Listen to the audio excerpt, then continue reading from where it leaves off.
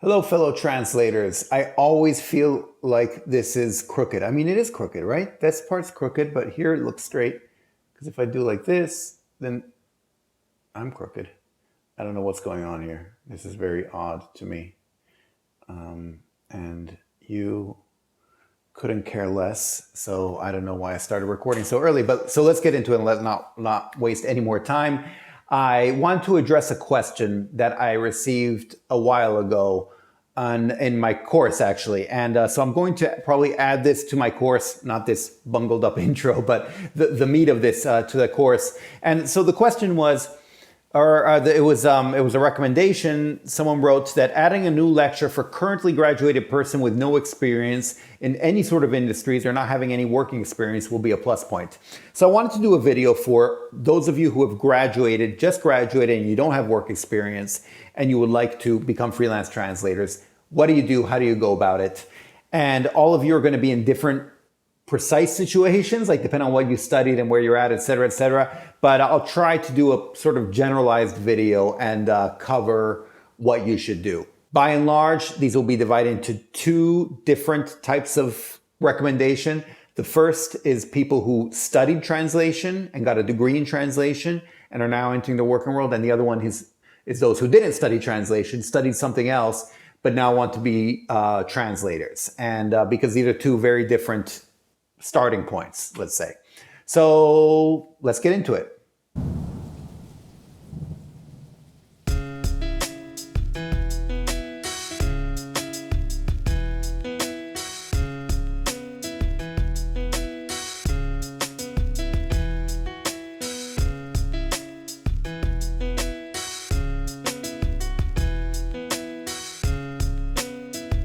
So if you have recently graduated and you would like to become a translator, then there are certain things you should keep in mind. Let's say you've graduated and you have no work experience. Obviously, everyone is going to be in a very different situation. But let's say in this first example, you have in both examples, you'll have no work experience. But in the first example, you have studied translation. This is what you studied in school, in college, university, what have you. You have your degree in translation. And now you want to get started, but with no work experience. How do you go about it? My recommendation is always to, first of all, obviously set up whatever profiles you need to set up right away, because it's always better to be out there and be found than not be found. So this means pros.com, Translators Cafe, LinkedIn, and all that. You can update them as you gain more experience, et cetera, et cetera. By the way, there's some places you can start getting experience right away.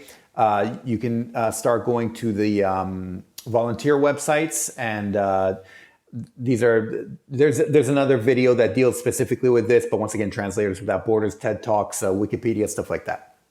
So here, that way you can get some experience, but you should be thinking more in the long term, because if you have a degree in translation, that's great, but you also need to have a specialization. And you need to ask yourself, if I want to be a financial translator, what would be the ideal situation for me to be in 5-10 years, right? Now I have my degree in translation, but would it help if I also had, an MBA or something like that? Probably, or if you have experience working in a bank or something like that, maybe, I don't know. And so you need to ask yourself, what would the ideal situation be for me, and where am I now, and how can I close that gap?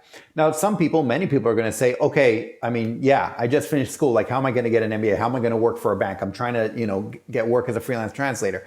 And that's true. On the other hand, if you told me you wanted to become a lawyer, I'd tell you to go to law school. If you told me you wanted to become a banker, I'd say you need to probably study finance somewhere. And it's the same with translation. The more you put into it, the more you will get out of it. Now, I'm not saying if you got your degree in translation, you should go out there and get an MBA. Go into debt and spend another 2 years studying. But you could get a CFA. That's still quite intensive and very hard, by the way.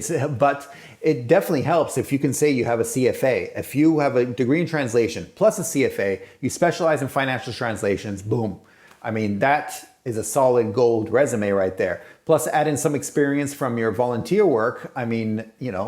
You're golden. Now, you also have two languages, right? So say you are a French to English translator, you could get a CFA, say in the US, and maybe France has an equivalent or something like that. And you could look into that and maybe get a certificate or something from the French school or academy or whatever it is that issues these, and you get them from both countries. This could be a very ideal situation.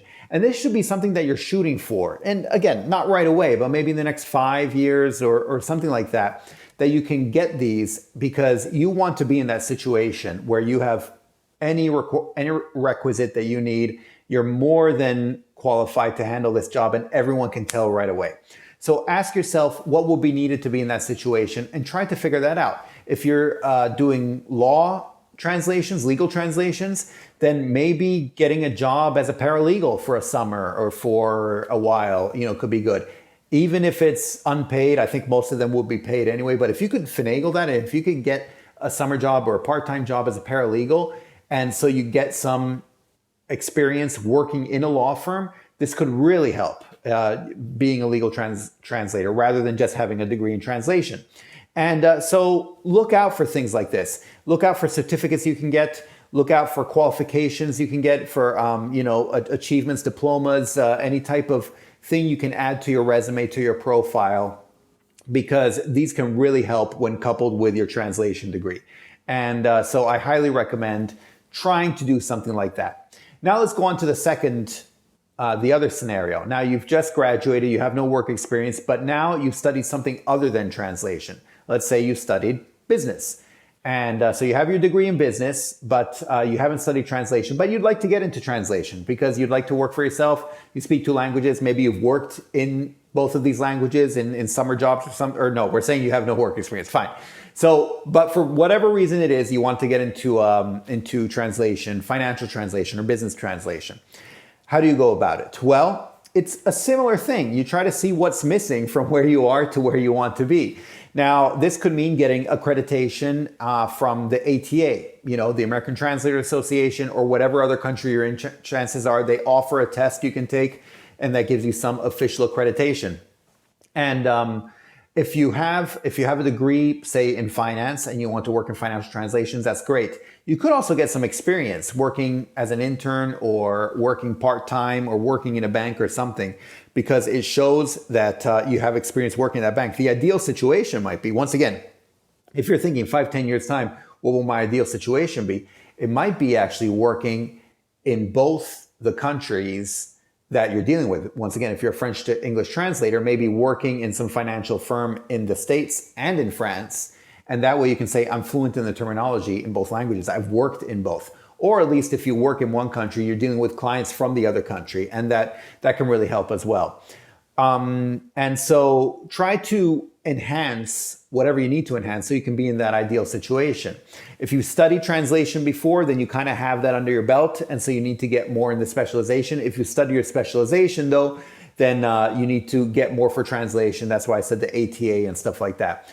Obviously also volunteer translation, stuff like that, those always help, and you should try to do more of those. And that's pretty much it, without going too much into specifics. But my main recommendation is to always be educating yourself, whether it be official or not, but don't be afraid to get another degree, to go back to school, to get that accreditation, stuff like that. A lot of people seem to be against this, and they think they should be earning money right away without having to do that, because that's what being a freelancer is like. But this is your career, And like I said, if you wanted to work in medicine and you wanted to be a doctor or a nurse or a resident of anything, you need to study a lot. You need to pull some late night studying and do that for many years. So there's no reason you shouldn't be doing that for translation. By the way, if you want to work in the medical field in a hospital or something, you need to keep studying throughout your whole career. You need to keep up with what's going on. A doctor who's in his 60s cannot just use what he learned in medical school. They need to keep up with what's been going on throughout the decades. There's no reason that it shouldn't be also true for the translation field. And so definitely see what you have, see what your ideal situation would be, and the best way to close the gap. Once again, if the ideal situation will be getting an MBA, and maybe that's not attainable, at least right now, look into a CFA or look into some other accreditation that could help out, and try to achieve that. Think more long-term in this sense. Don't worry about, I need to earn money by next weekend or next month. And I understand you need to earn money in the meantime, and so find a way to do that. But if you're talking about your career, you need to be thinking long-term. And that's also why I say in the next 5 years, maybe you need to work for a year before you can pay for whatever exam you need to take or take the time to study for that exam or whatever it might be. And but create a plan, a long-term or at least medium-term plan that can help you out with this. And the plan might change, probably will change as time goes by, but thinking more long-term in this way will really help you. And because if you've just graduated, you think you are really rushed with time, but trust me, you're not. And you really need to have this plan and help and allow it to help you. Because if you don't do anything, you'll find yourself in 5-10 years pretty much in the same situation you are now. Maybe with some more experience, but maybe have a couple clients that you can name. But as a freelance translator, you can't usually name the clients unless they're end clients. So beware. Yeah, that's pretty much it. Hopefully it didn't overwhelm you, but hopefully it gives you some idea. And yeah, I'm going to use that, I guess, the meat of it in my course, but I wanted to share it with you guys as well because I do think it's quite important, especially for those of you who have just graduated and are looking what to do, because it is a question that I receive some variation of this question quite often. And so I thought it would be good to share it with you. And hopefully you can find it useful or share it with someone who does find it useful. And that's all I have to say about this. Okay, thanks. Bye. Savedum.